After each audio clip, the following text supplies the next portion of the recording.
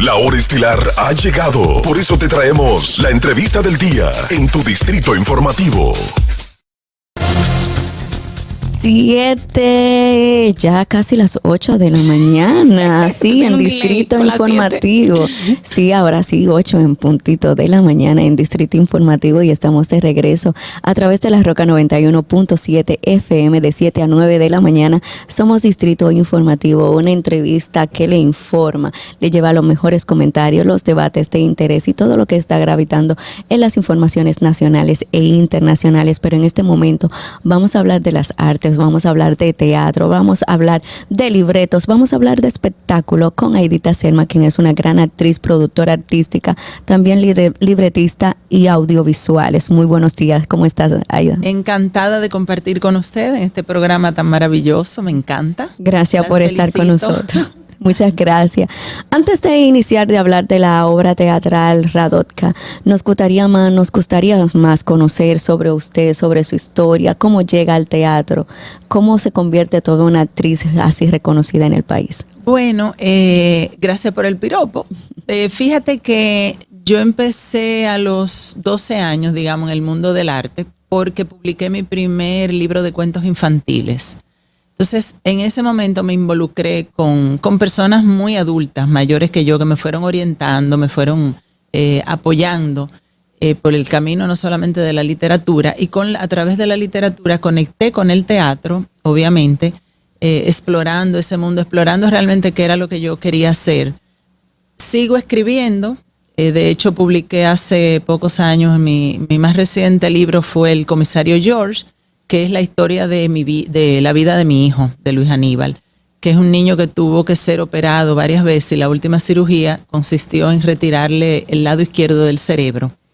Entonces eso le creó una serie de discapacidades con las cuales nosotros tuvimos que lidiar como familia y me pareció interesante mostrarle al resto de las personas que sí uno puede lograr hacer un núcleo familiar feliz, orgánico, natural, aún dentro de una situación de salud tan dramática, porque yo sufría mucho cuando veía a las madres de hijos similares en los consultorios, en las consultas como tan agobiadas, tan tristes. Que se sentía como si todo fuera un peso, una carga completa. Y yo decía, yo tengo que compartir el enfoque que nosotros le hemos dado de alguna manera, y lo hice a través de ese libro, que lo publicó la editora Santillana, y a partir de ahí estamos haciendo unas rondas de visitas por los colegios. Yo voy con mi hijo, él da testimonio, hablamos sobre la obra, los niños leen la obra y entonces se vuelven locos y se motivan muchísimo porque nosotros le tenemos mucho temor a algunos temas. Somos un poco, los latinoamericanos, yo digo que somos un poco tabú en cosas que ya no son necesarias. Por ejemplo, a los niños se les puede hablar de la muerte, de cirugías complejas y ellos se emocionan, lo aceptan y lo discuten con una madurez que te sorprende, que tú dices, pero no lo logro con los adultos, porque no tienen prejuicios, están todavía frescos. Luego del mundo de la literatura, con 15 años apenas entro a la escuela de teatro, a la Escuela Nacional de Arte Dramático. Y ahí me estaciono y me enamoro del teatro, termino mi escuela y empiezo de inmediato a hacer teatro. Duré un año en una pasantía en Nuevo Teatro con el señor Rafael Villalona, en paz descanse, con Doña Delta. Y ahí fue cuando yo conocí a María Castillo como actriz y empecé a admirarle. Yo dije, algún día trabajamos en una obra, pero yo era pueblo y ella era coprotagónica. Yo decía, algún día yo voy a trabajar con María Castillo. ¿Qué es pueblo y qué es coprotagónico? Los extras. El pueblo son los extras. Sí, yo era una beata que estaba en la iglesia y me la pasaba orando. Ahí, Padre Nuestro. Okay. Y entonces los personajes principales son los que tienen obviamente mucho diálogo y más acciones. Y entonces, luego de Nuevo Teatro, seguí haciendo muchísimo teatro. Me dediqué prácticamente, yo diría que una década completa, solamente a hacer teatro.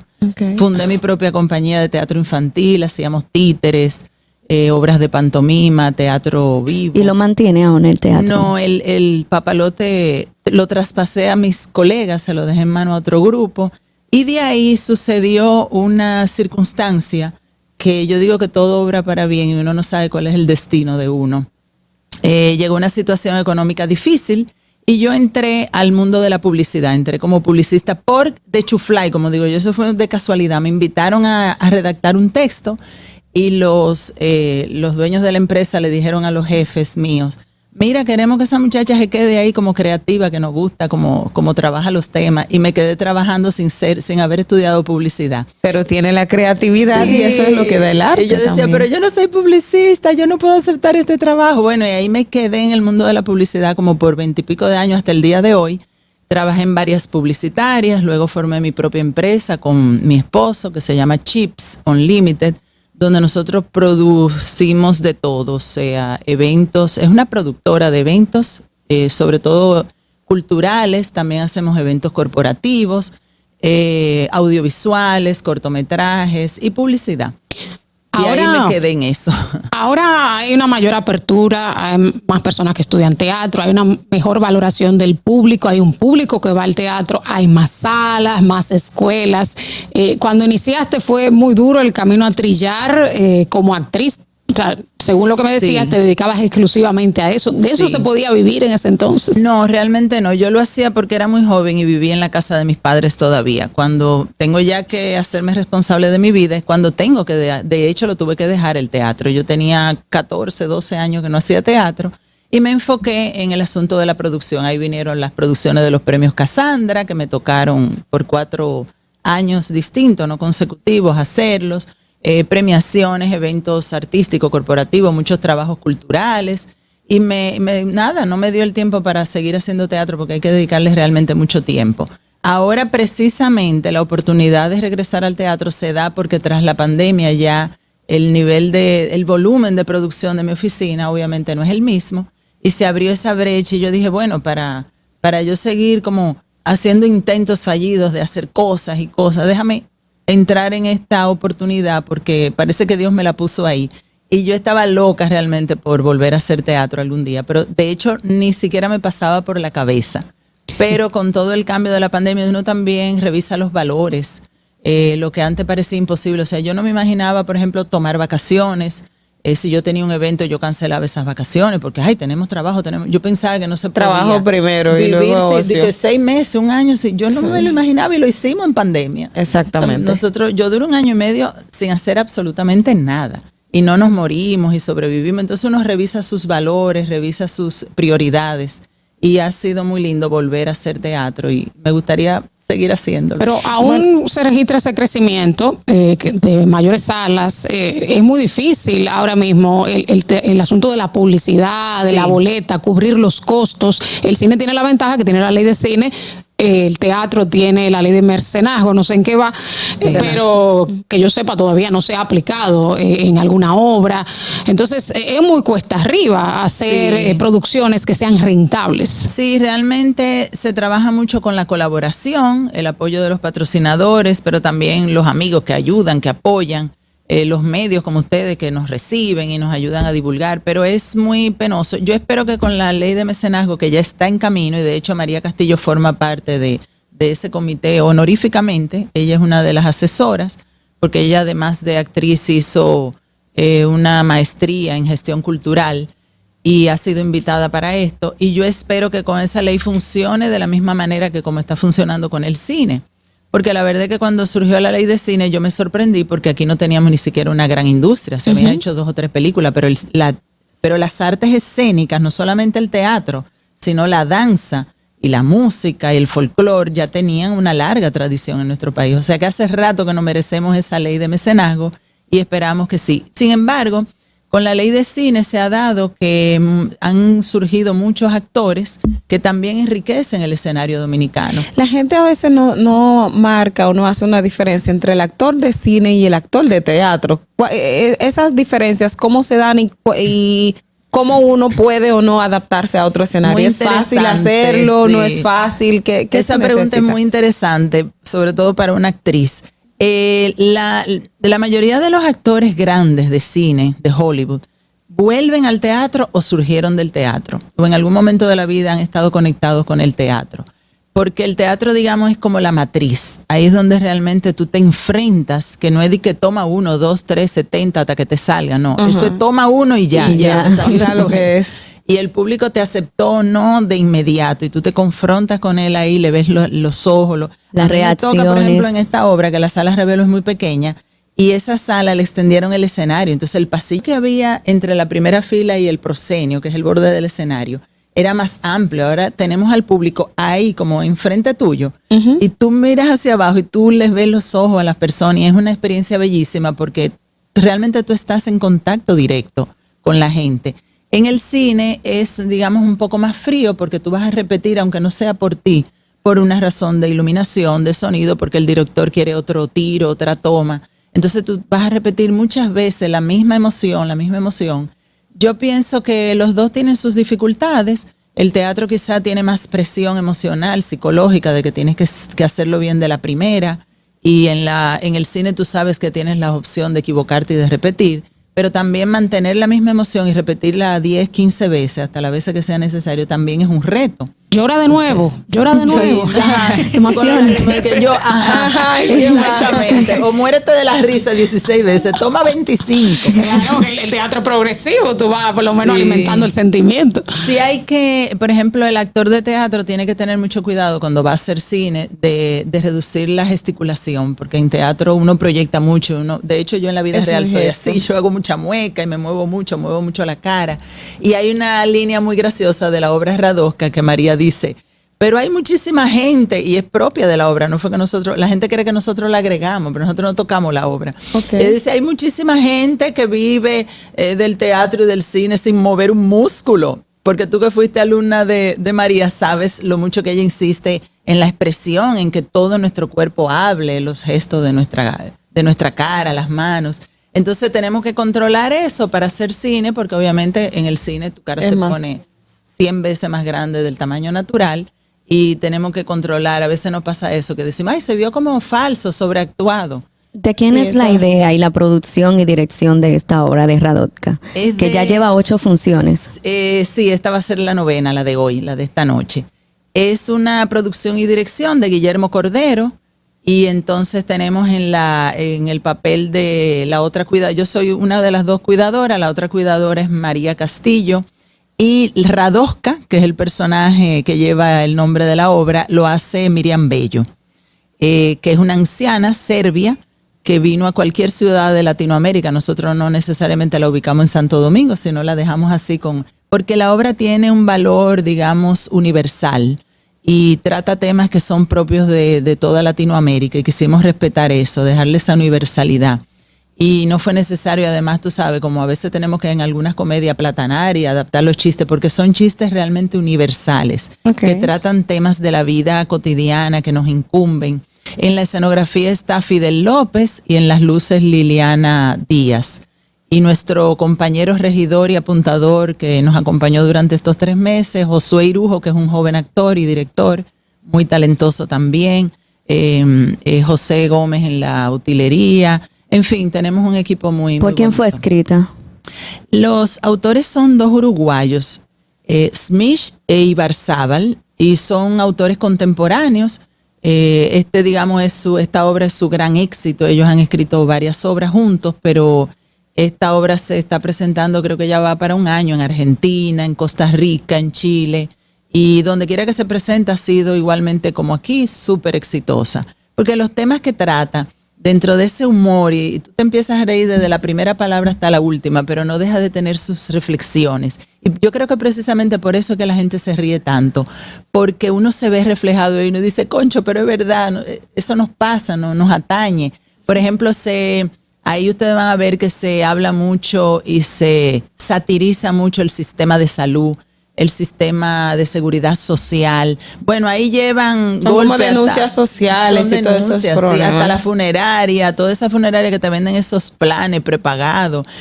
Todo ese mundo de cómo se enfrentan, por ejemplo, 2 mujeres ya de 55 años que han tenido un trabajo informal y tú no estás como en un sistema registrado de salud o de seguridad social. Cuando tú te ves a esa edad sin trabajo, ¿qué es lo que vas a hacer? Pues la obra no está fuera de la realidad dominicana. No, totalmente. Yo me vi, yo dije, mira, me pasó eso en pandemia, cerramos, ¿y ahora qué hacemos?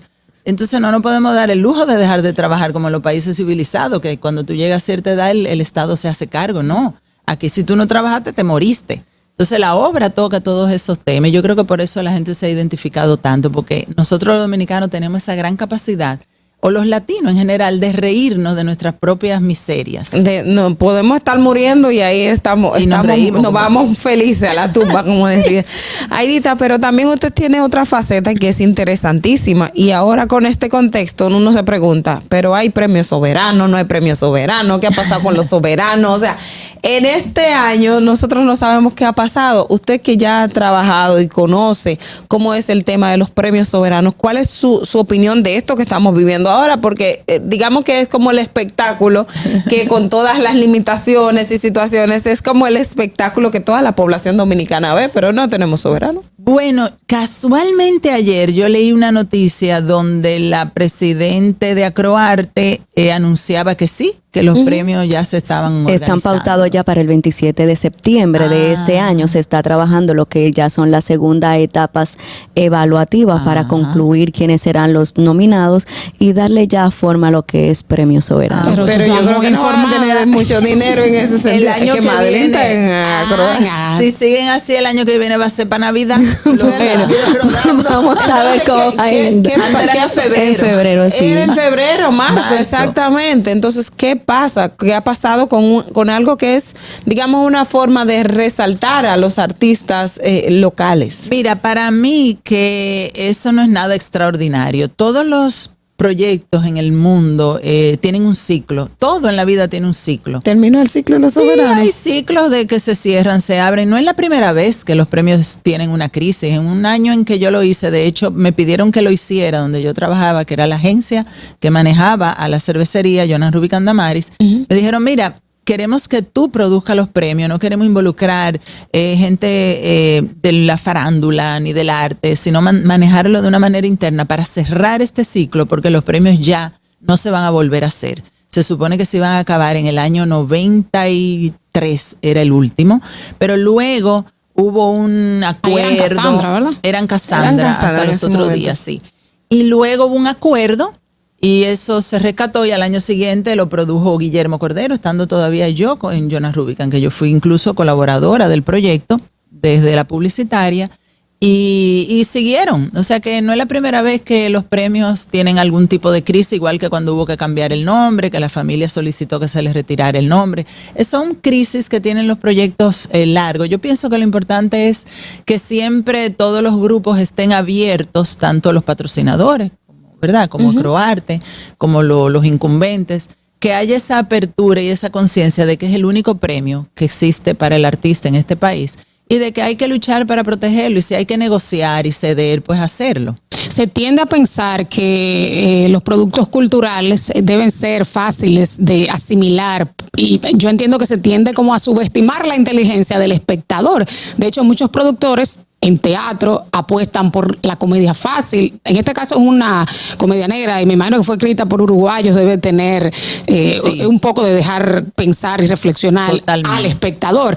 Pero se tiende a hacer eso y de hecho una de las críticas que se le hacía a propósito de los premios soberanos era el guión, que muchas veces como que era el chiste fácil, el mismo chiste del homosexual, que es chistoso, o sea, el chiste fácil, lo banal, lo que se cree que gusta a las masas. ¿Qué piensas tú? Porque tú además eres creadora. Sí. Yo he colaborado como guionista también con otros colegas productores, por ejemplo, con René Brea en una ocasión, y lo hice en una coautoría con dos, digamos, libretistas que él ya tenía enrolados. Y luego Sayas, por ejemplo, y César Suárez me invitaron en el 2019 a colaborar también como directora artística de su puesta en escena.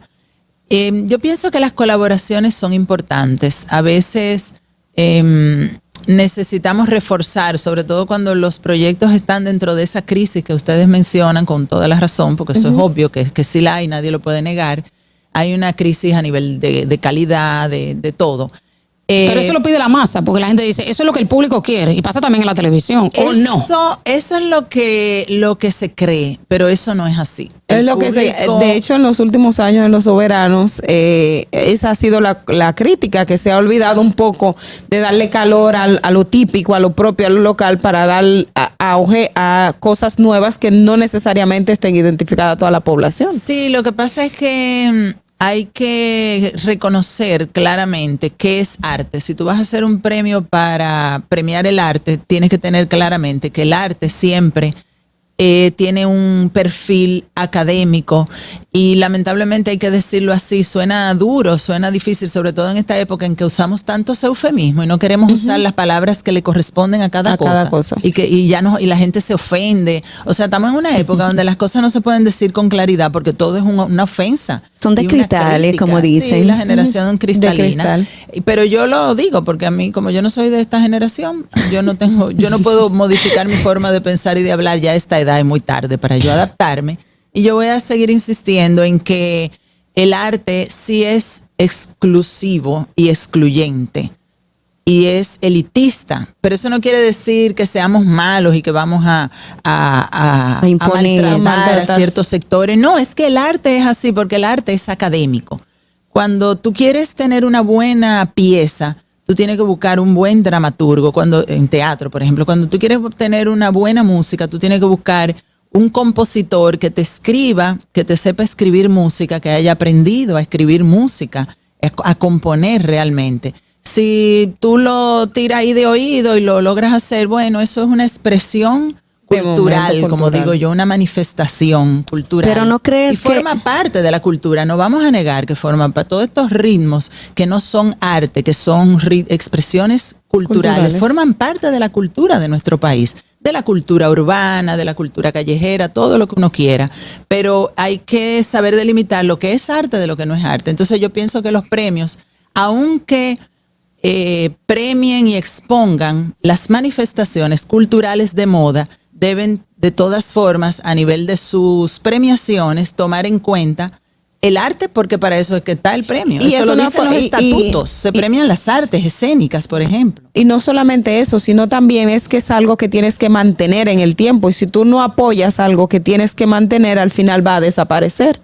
Sí. Y no existe. Entonces tienen que aclarar esa función que originalmente yo, porque conozco muy bien los estatutos, porque estoy del año 93 trabajando de una manera u otra, entrando y saliendo a los premios Casandra antes, ahora Soberano, revisar los objetivos realmente. Si tú quieres realmente premiar el arte o si tú lo que quieres es premiar los ritmos de moda urbanos que no tienen necesariamente que ser obras de arte, porque en la mayoría no lo son, desde el punto de vista académico y estricto de la palabra. Y no hay que ofenderse por eso, porque, por ejemplo, la música folclórica, tipo, por ponerte un buen ejemplo, el merengue típico, que forma parte incluso de patrimonio de la humanidad, porque el merengue fue declarado por la UNESCO, es de oído.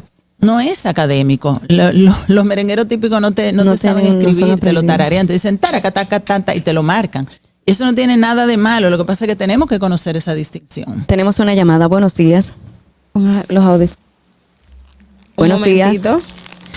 Buen día. Buenos días, chicas. José Jiménez, desde la ciudad de Nueva York. Buenos días, José. Adelante con su pregunta. Por esa excelente invitada que tienen el día de hoy. Y me voy a referir brevemente al tema de los premios soberanos. Yo entiendo que Acroartes que debe hacer una nueva reinvención de su institución, que ha sido muy maltratada por sus pasados presidentes, por sus miembros, los que están, los que no están. Entiendo que Acroarte debe reinventarse para volver a tener el favor de la gente. Gracias. Muy buena idea. Muy buena idea. Bueno, de hecho hay un nuevo grupo, una nueva asociación que se formó. ¿Qué piensa usted de esto? Que ellos también buscan enfocarse más en el arte y no van un poco con lo que, porque han entendido que Acroarte, digamos, se ha distorsionado en el tiempo. Pero bueno, todo lo que surja es válido. O sea, todo lo que pueda aportar, renovar, innovar, hay que confrontarlo, hay que recibirlo, escucharlo, abrir las puertas, abrir los ojos, las ventanas. Yo pienso que si estamos realmente en una democracia en todos los aspectos, vamos a escuchar y vamos a ver qué sucede con eso. Sí, volviendo al tema de Radotka, vamos a invitar ya al público, motive nuevamente dónde pueden conseguir la boleta, si hoy ya será definitivamente la última función, y invite a todo el mundo a ver a Radotka. Ay, gracias. Sí, con dolor del alma, porque lo hemos disfrutado muchísimo. Esta es la de hoy, nuestra última función. Todavía quedan boletas disponibles, pero es bueno comprarlas con anticipación. No recomiendo que vayan al teatro directamente a la obra a ver la obra y a comprar la boleta comprarla ahí ahí, mismo. porque generalmente se nos quedan las personas afuera y sufrimos mucho con eso. Y que vayan puntual. Sí, que y sean cierran la puntuales. puerta, Yo tengo la taquilla, yo quiero entrar. Ay, sí.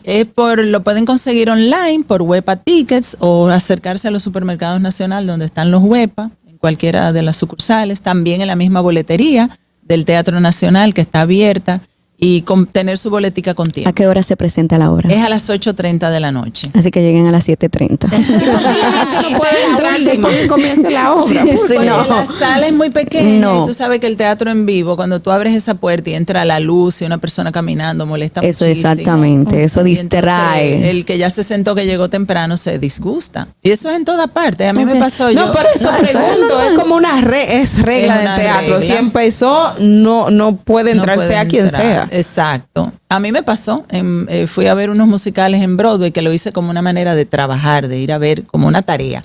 Vamos a ver, entonces me impuse 2 musicales en un mismo día y yo no estaba acostumbrada a ese horario de las 3 de la tarde.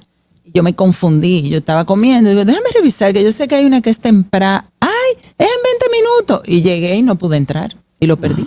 Eso es así. A veces un poco cuesta arriba, tanto ensayos para tan pocas funciones. Sí. Siento que son pocas, pero el tema también que a veces está reservada la sala para También. que todo el año se reserva. Y el con costo. tiempo. No, y tuvimos la suerte de que tuvimos estos 2 fines de semana libres, que la sala estaba disponible, pero generalmente sucede eso. Yo actuaba en muchísimas obras que cuando empezaba el público a asistir ya, que se corría la voz, entonces ya teníamos que salir del teatro. Y eso es el drama que vivimos aquí en el teatro. Por suerte, como ustedes mencionaban ahorita, hay salas independientes, hay más opciones. Hay salas pequeñas, pero varias en la zona colonial, en distintos lugares. Pero nada, lo que falta es lo de siempre, apoyo económico para las artes escénicas y apoyo moral. Y parte de ese apoyo moral son los propios premios. Esos son incentivos que se deben tomar en cuenta. Exacto, porque si la gente no lo ve, no sabe que existe y no lo valora. Pero también está la otra parte de cómo jóvenes, y yo conozco, de hecho, yo en mi comunidad en un momento hicimos, digamos, teatro un poco callejero, pero no tienes en esas estructuras de las diferentes provincias espacios donde la gente pueda aprender arte, pueda aprender de teatro, pueda hacer teatro. Entonces, ¿qué nos falta y por qué no lo tenemos? Bueno, las escuelas, en el caso de Santo Domingo estamos muy bien cubiertos porque tenemos las escuelas de artes aquí en danza, la escuela de danza, ¿verdad? La escuela de arte dramático, y hay muchas escuelas, digamos, a nivel privado también. Y están las escuelas libres también del Ministerio de Cultura. Sí, pero esa yo creo Pero que van eso es enfocadas formada más al baile y al teatro al baile y también. al teatro. Bueno, pero yo pienso que lo que hace falta, creo que en varias provincias hay extensiones de las escuelas. Lo que hace falta es darlas a conocer. Tal vez las personas no lo saben y no acuden por esa razón. Pero en la medida en que la parte profesional tú no la apoyas y no crece, entonces no tiene sentido generar muchos estudiantes que terminen una carrera para luego tener que terminar haciendo otro trabajo. Exacto. Bueno, muchísimas gracias, señora Edita Selma. Para nosotros un placer inmenso de que usted haya estado con nosotros en Distrito Informativo y que pueda volver en otra oportunidad cuando ustedes tenga otra quieran. obra o cuando desee hablar de cualquier arte. Claro que sí, encantada y muchas gracias. A usted, 8:28 de la mañana. Vamos a hacer una pausa. Al regreso, más contenido de Distrito Informativo. Distrito Informativo.